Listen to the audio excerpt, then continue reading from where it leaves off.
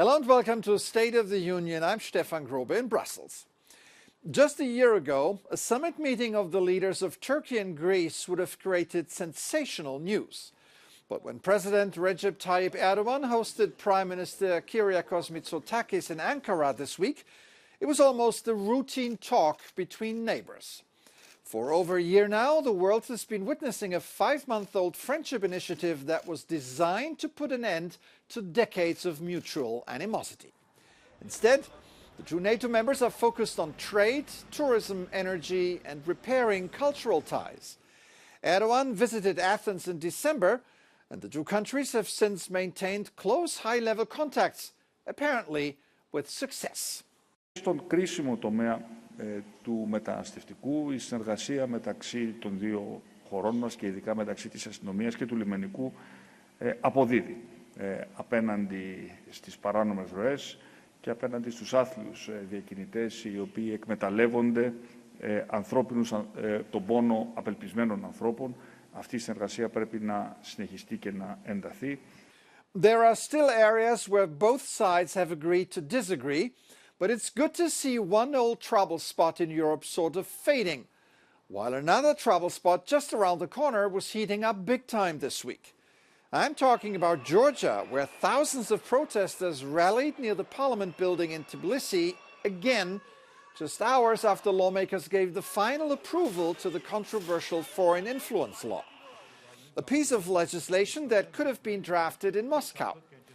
They passed the law despite EU warnings that it would undermine Georgia's path to EU membership. The official reaction in Brussels was muted, revealing a sense of disappointment.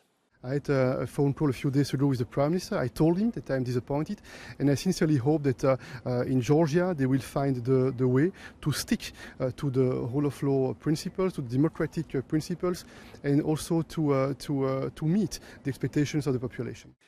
Maybe the government of Georgia should focus on real issues like the economy and not on unpopular, stupid laws. This week, the European Bank for Reconstruction and Development released its latest economic outlook. The numbers for Georgia, which is part of the area where the EBRD operates, were rather sobering. In general, the forecast also contains some encouraging news. Joining me now is Beata Jaworczyk, Chief Economist of the European Bank for Reconstruction and Development. Welcome to the program. Always good to see you. Thank you for having me.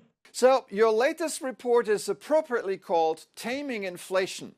And when I look at the numbers, inflation in the EBRD regions came down from a peak in October 22 of 17.5% to an average of 6.5% last March.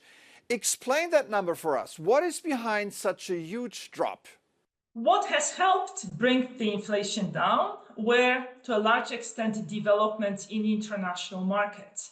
We have seen a sharp drop in the prices of natural gas in Europe, decline in prices of agricultural commodities, and oil prices have remained moderate.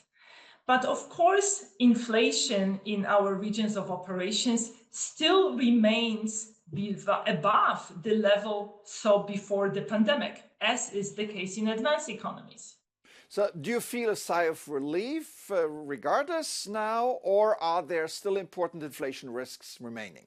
Not all central bankers can consider their job done.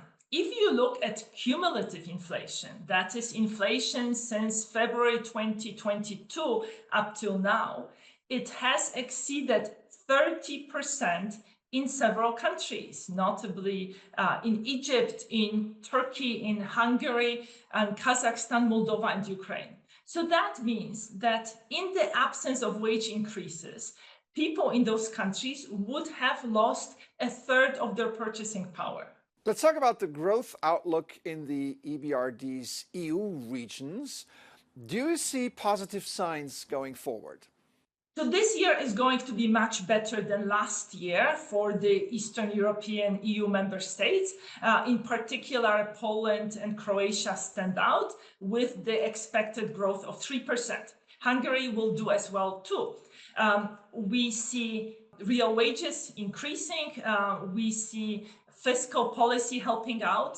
and the EU funding, the new generation EU, also stimulating economic activity. Well, I can't release you without a word on Ukraine. How is their economy doing in the third year of the war? The heavy bombings in the last 2 months mean that the ability of Ukraine to generate electricity has been severely diminished. Electricity production is at 40% of what it used to be before the bombings, and this capacity cannot be easily repaired. All right, Beata Jaworczyk, Chief Economist of the EBRD, thanks for coming on the show today. Thank you for having me, Stefan. Looking for something fun to do over the weekend? How about this? Jumping from a helicopter at 3,000 feet high, diving down to 35 meters above the River Thames, and then soaring through London's Tower Bridge, only to rise up again to 80 meters, the height required to open the parachute before landing safely. A complex James Bond-like maneuver known among insiders as a flare. Well, two professional skydivers from Austria did it this week and described the experience as a dream come true. And this coming from veteran skydivers with more than 22,000 jumps under their belt. From takeoff to landing, the London wingsuit flight covered more than a kilometer and reached a top speed of almost 250 kilometers per hour. And it lasted 45 seconds. That might not be enough fun for an entire weekend, but it's a start. Just don't look down. That's it for this edition. I'm Stefan Grobe. Thank you for watching. Have an excellent week.